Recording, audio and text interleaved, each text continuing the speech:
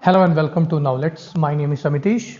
So friends, as you know, we were discussing about ancient history, and in the last lecture we discussed about Mahajanpada period. But now in this particular lecture we are going to discuss about Buddhism. So the topics which we are going to cover in this particular lecture is introduction. We will first introduce and then we will try to gain the knowledge regarding the cause of origin of different religions, whether it's Buddhism or Jainism. Then we'll see about the doctrine of Buddha और उस doctrine of Buddha में we will try to analyse कौन कौन से 4 Nobel truth माने गए हैं, फिर कौन से 8 मार्ग के बारे में, 8 मार्क्स के बारे में, 8 फोल्ड पाथ के बारे में बात की है बुद्धा ने। फिर हम देखेंगे कि इम्पोर्टेंस ऑफ बुद्धा, कि बुद्धा जो बुद्धिज़्म आया उस बुद्धिज़्म से हमारे समाज में, हमारे सोसाइटी में क्या क्या चेंजेस आए और कौन कौन सी बेसिक डॉक्ट्रिन्स थी जिसे बुद्धिज़्म ने try to implement it in the society. So let's begin with this particular lecture. So सबसे पहले बात कर लेते हैं causes of origin.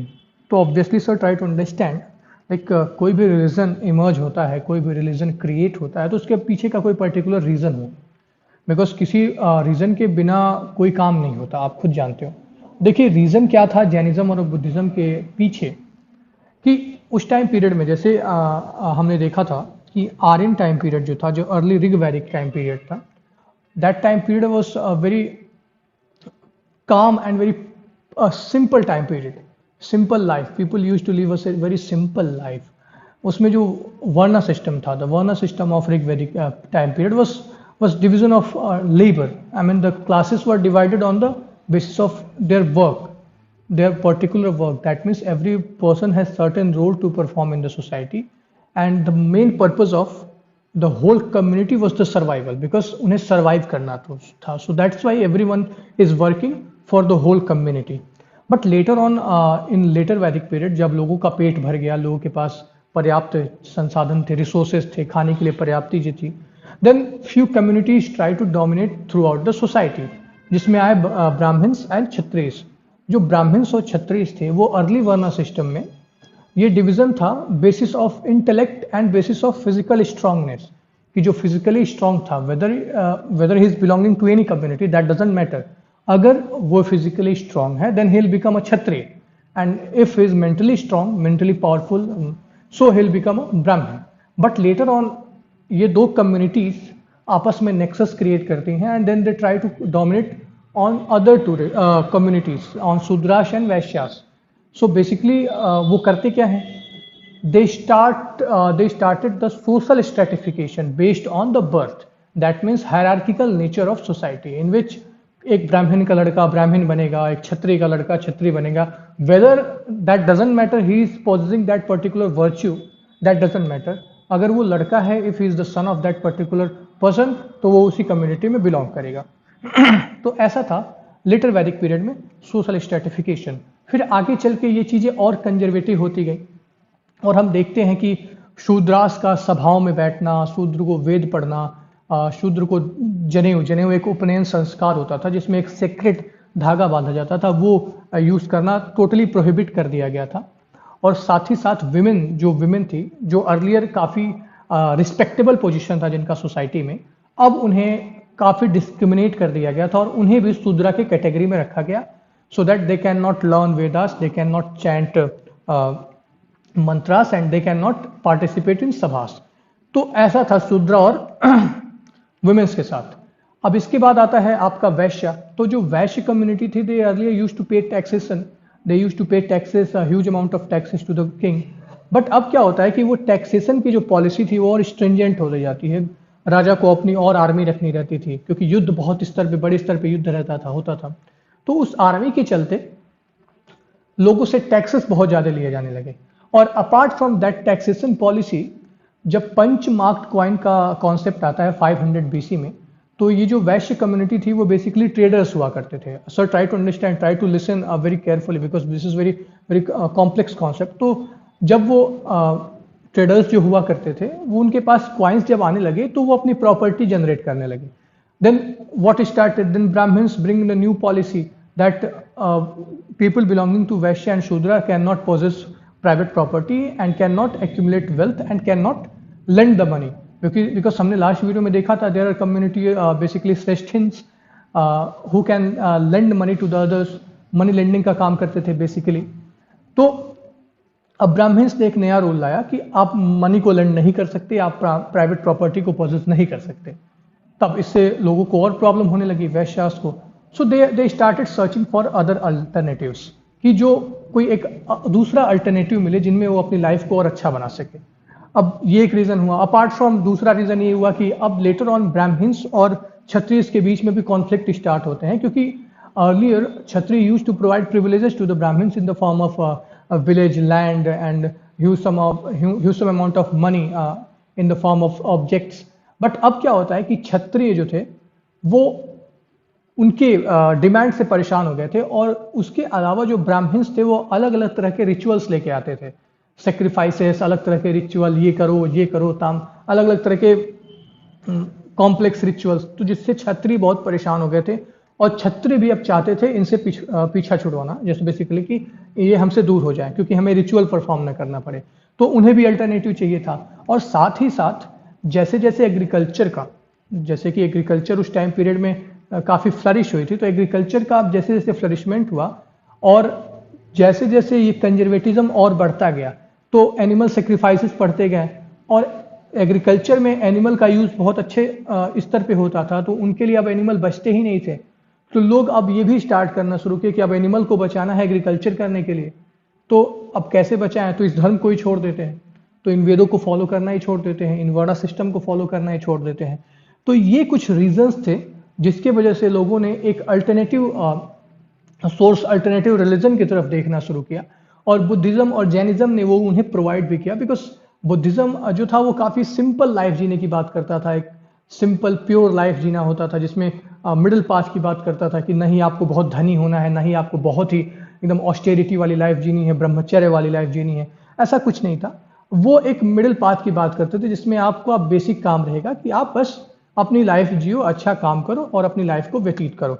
तो इसलिए लोगों ने स्टार्ट किया अदर अल्टरनेटिव्स की तरफ देखना, और they started moving towards Buddhism और Jainism. So that was the whole reason behind this origin of both Buddhism and Jainism. I hope you understand. So this was little bit complex and this was related to the earlier concept also. So I hope you understand it. अगर आपको समझ में नहीं आई हो चीज़ें तो please try to revise it again and again. अब हम बात करते हैं कि बुद्धिज्म बेसिकली क्या था और किसने स्टार्ट किया था।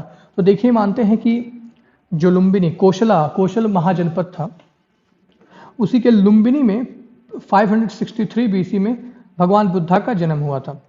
उनके माता पिता का नाम क्वीन माया और किंग सुद्धोधन था। वो शाक्य गण, जैसे कि हमने गण जन की बात की थी लास्ट वीडियो में, तो शाक्य गण जो क्षत्रिय क्लैन था उससे बिलोंग करते थे।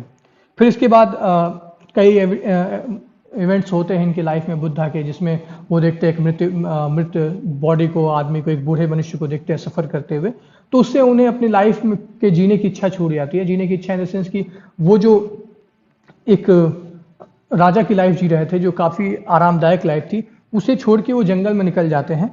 और उसके बाद वो पहुंचते हैं बोध गया में, जो बिहार का बोध गया, और वहाँ पे वो एक पीपल के वृक्ष के नीचे बैठ के तपस्या करते हैं। पीपल के वृक्ष के नीचे तपस्या करते करते उन्हें काफ़ी टाइम तक तपस्या करते हैं, तो उन्हें ज्ञान की प्राप्ति होती है। उस ज्ञान की प्राप्ति, जो उन्हें ज्ञान मिलता है, उसको अलग अलग जगहों पे लोगों को पहुंचाते भी हैं, प्रीच भी करते हैं, उसके बारे में हम डिस्कस करेंगे। तो जब उन्होंने अपने घर को छोड़ा था, left his house to find the truth of life, तो उस पर्टिकुलर इवेंट को महाभिनिष्क्रमणा बोलते हैं, Mahabhinishkramana. That means he is lefting his house in the search of truth of life. आप यहाँ पिक्चर देख सकते हो कि अपने बालों को काट रहे हैं, श्रृंगार को उतार रहे हैं और एक यौगिक लाइफ जीने की कोशिश करने शुरू कर रहे हैं। उनके जो पहले टीचर थे, जब वो घर से निकले और उनके जो पहले टीचर बने थे, वो अलारा कलमा माने गए हैं, कि अलारा कलमा से उन्होंने बेसिक इस रियलिटी जो फिलॉसफी है जीवन का, उसके बारे में जानकारी प्राप्त की थी। फिर उसके बाद राजगृह वो जब पहुंचे, तो राजगृह में उनके दूसरे टीचर बने उद्रक रामपुत्र। उद्रक रामपुत्र से उन्होंने फर्दर जानकारी ली। उसके बाद वो पहुंचे बोध गया। बोध गया में वहाँ पीपल के वृक्ष के नीचे उन्होंने तपस्या की है, और उसके बाद उन्हें ज्ञान की प्राप्ति हुई है।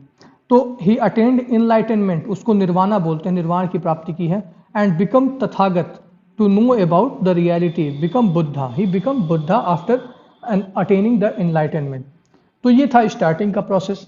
अब हम दूसरी फेज को बात कर लेते हैं। उसके बाद जब उन्होंने एनलाइटनमेंट प्राप्त कर ली, then he used to roam here and there and preaching people.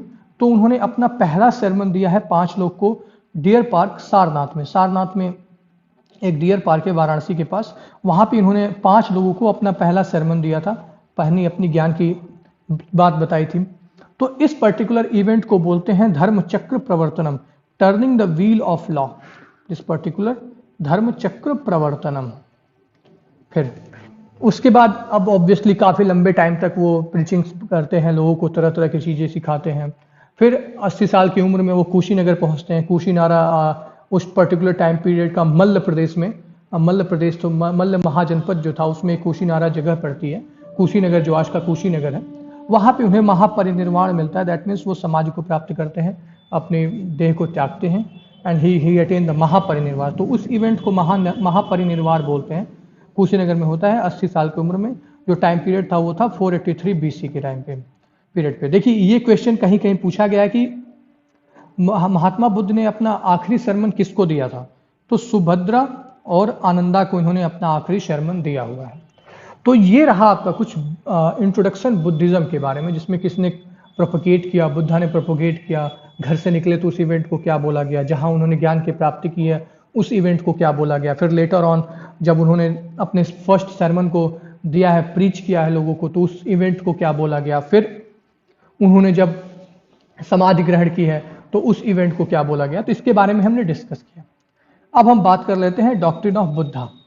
तो देखिए बुद्धिज्म की कुछ 4 या 5 डॉक्ट्रिन थे। तो पहला डॉक्ट्रिन जो सबसे इंपॉर्टेंट डॉक्ट्रिन था वो 4 नोबल ट्रुथ्स, कि ये जो लाइफ है it's full of sorrow, full of sorrow. अब इस सॉरो से निकलने का इजाद क्या है, बेसिकली उस सॉरो के पीछे का रीजन क्या है कि हमें दुख क्यों है इस पूरे जीवन में। क्योंकि desires are the most important thing in our life. हमें हमारी इच्छाएं हमें दुख देती हैं। अगर हम सपोज करते हैं कि हम कुछ बनना चाहते हैं, सपोज करो आप यूपीएससी क्लियर करना चाहते हो, आप सोच रहे हो इस बार प्रीलिम्स मेंस और इंटरव्यू क्लियर कर लूंगा, और अगर नहीं क्लियर होता है तो आपको दुख मिलेगा। तो एग्जैक्टली बुद्धा भी इसी चीज के बारे में बात कर रहे हैं कि डिजायर्स गिव अस सॉरो। तो इससे निकलने का माध्यम क्या है, इससे आप बाहर कैसे हो सकते हैं। तो आप इस जन्म और बर्थ की साइकिल को बेसिकली कैसे छोड़ना पड़ेगा आपको, तभी आपको इस दुख से छुटकारा मिलेगा। तो आप कैसे छोड़ोगे, तो आपको अष्टांगिका मार्ग उन्होंने सजेस्ट किया, 8 फोल्ड पाथ, जिस पे आप चलोगे तो आप अपने इस जन्म और मरण की साइकिल से छुटकारा पा जाओगे और बेसिकली आप निर्वाण की प्राप्ति कर लोगे और आपके सारे दुख खत्म हो जाएंगे। फिर उन्होंने बात की मिडिल पाथ के बारे में। फिर उन्होंने जो बुद्धिस्ट पीपल थे उनके सोशल कोड ऑफ कॉन्डक्ट की बात की कि उन्हें कौन कौन से तरीके अपनाने चाहिए, कौन कौन से रूल्स को फॉलो करना पड़ेगा लाइफ में।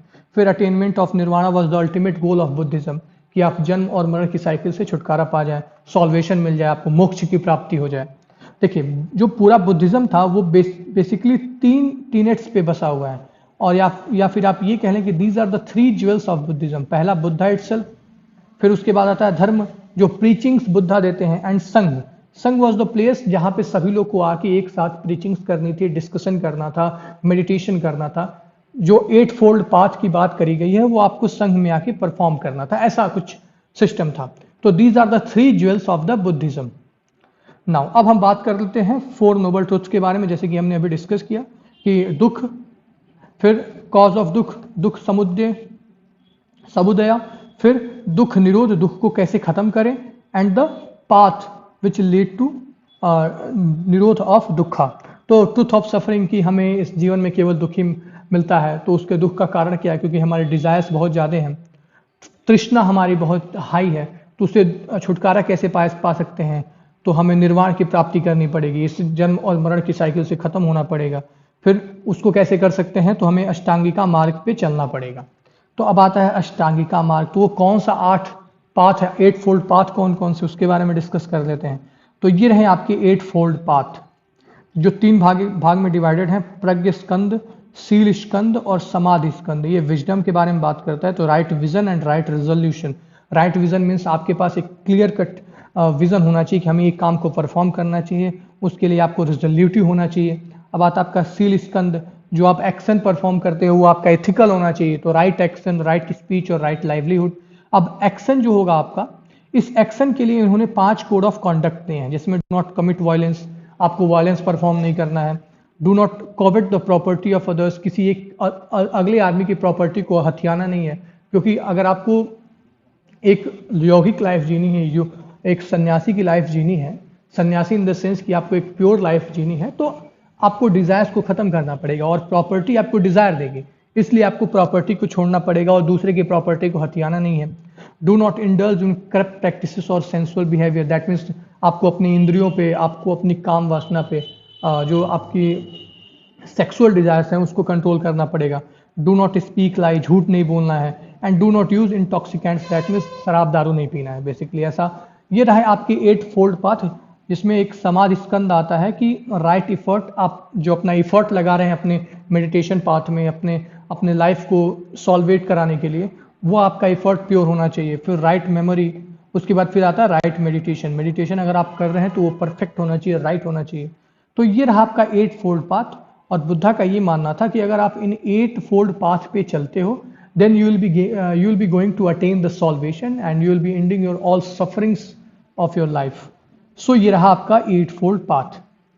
अब हम इंपॉर्टेंस ऑफ बुद्धिज्म के बारे में बात कर लेते हैं कि कौन कौन से इंपॉर्टेंट टीनेट्स थे बुद्धिज्म की। तो देखिए, ये मिडिल पाथ की बात करते हैं कि ना तो आपको बहुत ही रिच होना है, ना ही आपको एक बहुत ही गरीब आदमी होना है, आपको बीच में चलना है, आपको अपनी लाइफ को प्योर और सिंपल बनाना है, इसलिए आपको ऐसा करना पड़ेगा। Women and Shudra allowed in Sangha, तो जैसे कि हमने देखा कि earlier in later Vedic period Brahmins prohibited women and Shudra from attending the sabhas, but Buddhism में इन्हें अलाउ कर दिया गया था, क्योंकि बुद्धिज्म में कोई भी डिस्क्रिमिनेशन नहीं था, whether it's based on society और whether it's based on sex, there is no discrimination in the Buddhism. फिर आता आपका they denied the transmigration of soul concept, तो ब्राह्मण्स सोल का हवाला देख के कि अगर आप इस पर्टिकुलर लाइफ में ये पाप करेंगे तो अगले जन्म में आप ऐसे बनेंगे, तो इस कॉन्सेप्ट को बुद्धिज्म ने प्योरली डिनाई कर दिया। फिर आता है आपका denied the existence of God, तो उन्होंने भगवान के भी कॉन्सेप्ट को डिनाई कर दिया कि there is no any God, whatever you are doing you have to do it very perfectly on a right path, don't speak lie, और आपको एक सर्टेन अमाउंट में सर्टेन पर्टिकुलर प्रैक्टिस को perform करना है, तब आप अपनी लाइफ को सॉल्वेशन से मुक्त कर सकते हो। And they condemn the varna system, तो ऑब्वियसली जब उन्होंने कंडेम किया होगा तभी तो लोगों ने अडॉप्ट किया होगा इसे, तो इसलिए this was the basic tenets of Buddhism. Now ये रहा बुद्धिस्ट फिलॉसफी के बारे में और causes of the rising of Buddhism and Jainism. अगले वीडियो में हम बात करेंगे बुद्धिस्ट लिटरेचर के बारे में, फिर जो सब स्कूल्स हैं, क्योंकि आगे चल के कोई भी चीज़ शुरू होती है तो शुरुआत में अच्छी होती है, उस प्योर होती है, उसमें कुछ अलग फालतू की चीज़ें नहीं होती है, बट लेटर ऑन हम देखेंगे कि कैसे हिंदुइज्म, दैट मीन्स ब्राह्मणिज्म का कॉन्सेप्ट बुद्धिज्म में भी आ जाता है। बुद्धिस्ट मॉन्क्स जो होते हैं वो कैसे ब्राह्मण से इंस्पायर होकर चीज़ों को अपने अंदर इनकलकेट करना शुरू करते हैं, लाइफ बहुत ईजी हो जाती है, कैसे करप्ट प्रैक्टिसेस स्टार्ट हो जाती हैं, कैसे डिक्लाइन स्टार्ट होता है बुद्धिज्म का, इन सब चीज़ों के बारे में हम अगली वीडियो में डिस्कस करेंगे। तो आज की इस पर्टिकुलर वीडियो में बस इतना ही। आई होप आपको चीज़ें सारी समझ में आई होंगी। अगर आपको वीडियो पसंद आ रहा है then you can like and comment, and then after that you can subscribe the channel and hit the bell icon, because अगर आप बेल आइकन को प्रेस करोगे तभी आपको नोटिफिकेशंस मिलेंगे और आप रेगुलरली वीडियो देख पाएंगे। Apart from this we have a application naming नाउलेट्स, you can visit over there, the link of that particular application is given in the description box, you can check over there, जहाँ से आप उसे download कर सकते हो। And at that particular application आप नए नए तरीकों से स्टडी कार्ड्स के थ्रू अलग अलग कॉन्सेप्ट को समझ सकते हो, जान सकते हो, और उससे रिलेटेड पास्ट ईयर के क्वेश्चंस को भी सॉल्व कर सकते हो। तो please try to visit over there. Thank you so much for listening me, have a very good day.